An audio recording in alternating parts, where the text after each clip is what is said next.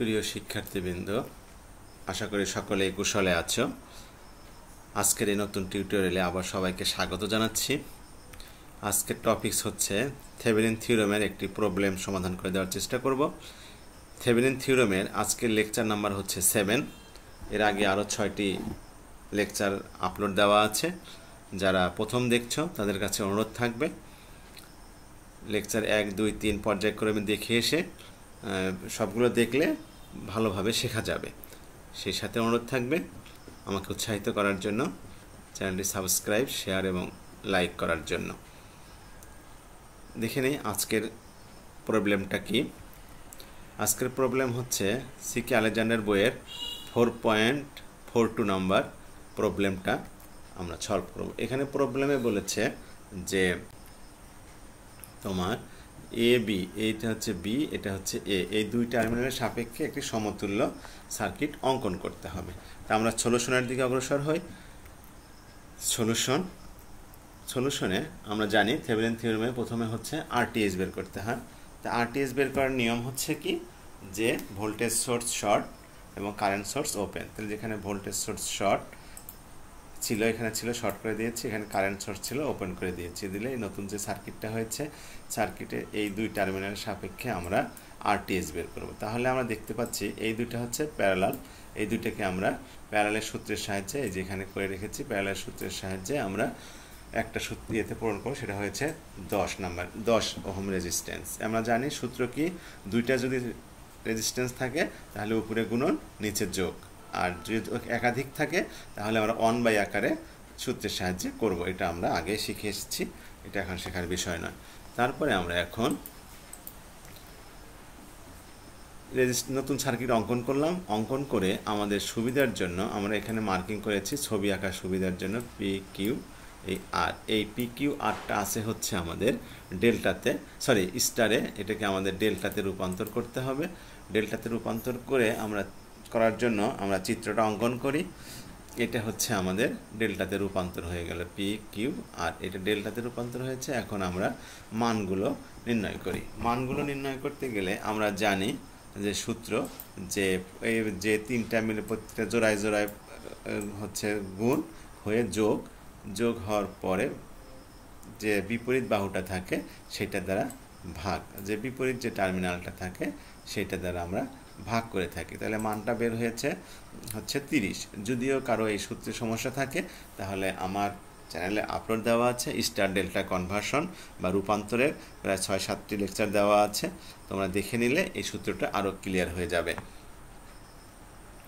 তারপরে আমরা এখন যাব রূপান্তর করে মানগুলো লিখলাম। এই যে মান বের হলো, প্রত্যেকটায় 30 বের হয়েছে। এখন ওখানে R1 R2 ধরা হয়েছিল, যেখানে মান বের হয়েছে। এখন দেখো এই দুইটা আছে কি প্যারালে, এই দুইটা আছে প্যারালে। আমরা এই দুইটাকে প্যারালের সূত্র অনুযায়ী মান বের করব। তাহলে এখানে দেখো যেহেতু দুটা সেম মানের এই জন্য একবার বের করেছি, তাহলে আমাদের বের হয়েছে 7.5।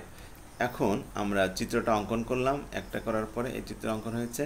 এই চিত্রে যেহেতু আর কোনো জটিল ফাংশন নেই, জটিল অংশ নেই, ফলে আমরা এখন সরাসরি আরটিএস সূত্রের সাহায্যে বের করবো। আরটি কীভাবে করবো, এই 7.5 এবং 7.5 আছে সিরিজে, এই জন্য যোগ দিয়েছি। আর এই 38টা আছে হচ্ছে এই দুইটার সাথে প্যারালাল, ফলে এই যে প্যারাল চিহ্ন দিয়ে বুঝিয়েছি। তারপরে ক্যালকুলেটরের সাহায্যে মান বের করে আমাদের মান হয়েছে 10 ওহম। তাহলে আমরা আরটিএসটা পেলাম।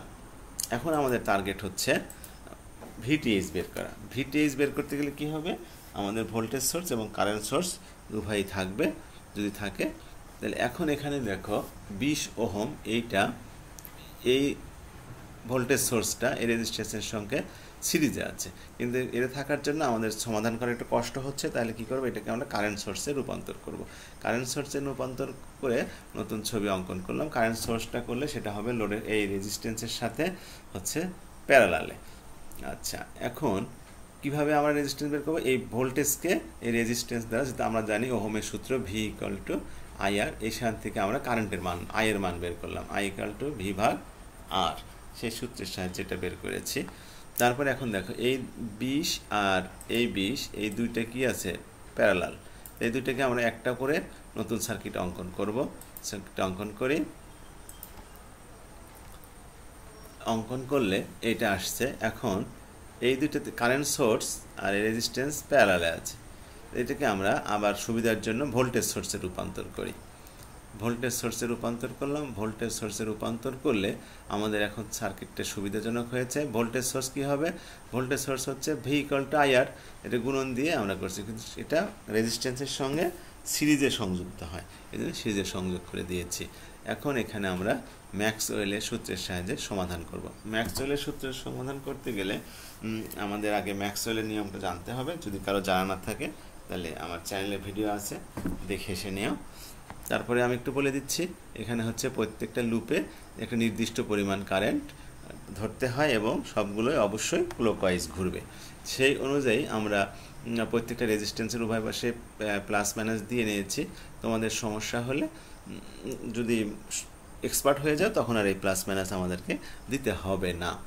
এখন আমরা ম্যাক্সওয়েলের সূত্রের সাহায্যে করব কিভাবে। এটা ক্লকওয়াইজ ঘুরেছে, প্লাস মাইনাস দেওয়া আছে, তাহলে আমরা এখান থেকে শুরু করেছি +30। প্লাস কেন হলো আমি আগেও বলেছি কারশফের সূত্রে, যে আমরা ধরে নিব যে যে চিহ্নর কাছে যাচ্ছি, যে লোডের পাশে দাঁড়িয়ে চিন্তা করব কোন চিহ্নর কাছে যাচ্ছি, সেই চিহ্নটা আমরা লিখব। তাহলে আমরা যেখানে এখানে প্লাসের কাছে যাচ্ছি তাহলে +30, এখানে +30। এটা দেখো যাচ্ছি কোথায়? মাইনাসের কাছে, তাহলে আমাদের -10 আয়ন। অনুরূপভাবে প্রত্যেকটা করার পরে =0। এখানে সমাধান ক্যালকুলেশন করে সিম্পলিফাই করে আমরা 1 নম্বর সমীকরণ দিয়ে রাখলাম। আবার লুপ 2 এর ক্ষেত্রেও তাই, এখান থেকে শুরু করেছে, এখান থেকে শুরু করে এখান থেকে ঘুরে আবার এখানে থেমেছে। তাহলে এখান থেকে +10, তারপরে -10 I2 এভাবে লিখে এর সমীকরণটা হয়েছে, এবং সিম্পলিফাই করলে এটা আমাদের 2 নম্বর সমীকরণ দিলাম। এখন এই দুইটা সমীকরণ আমরা কি করব? সমাধান করব। এই দুইটা সমীকরণ সমাধান করতে গেলে আমাদের কি করতে হচ্ছে?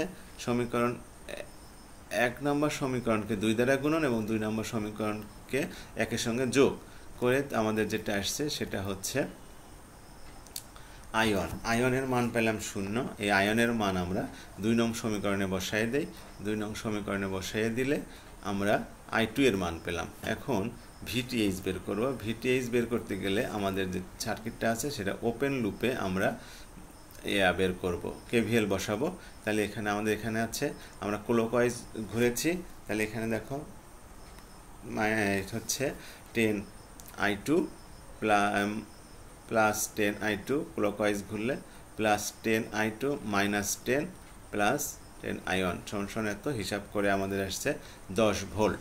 আমরা 10 ভোল্ট পেয়ে গেলাম। এখন আমরা সমতুল্য সার্কিট অঙ্কন করব। সমতুল্য সার্কিটে আমরা জানি ভোল্টেজ সংখ্যা সিরিজে থাকে। এখানে আমি আইএলটা দেখেছি, যদি আইএল দিত তাহলে কি সূত্র হবে সে দেখানোর জন্য। এই আমাদের এইটুকু অঙ্কন করলেই আমাদের হয়ে গেল। আর এখানে যদি রেজিস্ট্যান্স থাকে তাহলে আমাদের এই সূত্রের সাহায্যে আমরা আইএল এর মানটা বের করতে পারবো। আশা করি সকলে বুঝতে পেরেছ। মনোযোগ দিয়ে দেখার জন্য সকলকে ধন্যবাদ, এবং আমার চ্যানেলটি সাবস্ক্রাইব করার অনুরোধ করছি। উপস্থাপনায় ছিলাম আমি মোহাম্মদ মোস্তাফিজুর রহমান। আমার একটি ফেসবুক পেজ আছে, সেটা হচ্ছে ডিপ্লোমার কণ্ঠ। এখানে আমি বিভিন্ন প্রকার তথ্য দিয়ে থাকি আমাদের ডিপ্লোমা সিস্টেমের, কারিগরি সিস্টেমের পড়াশোনার। ধন্যবাদ সবাইকে।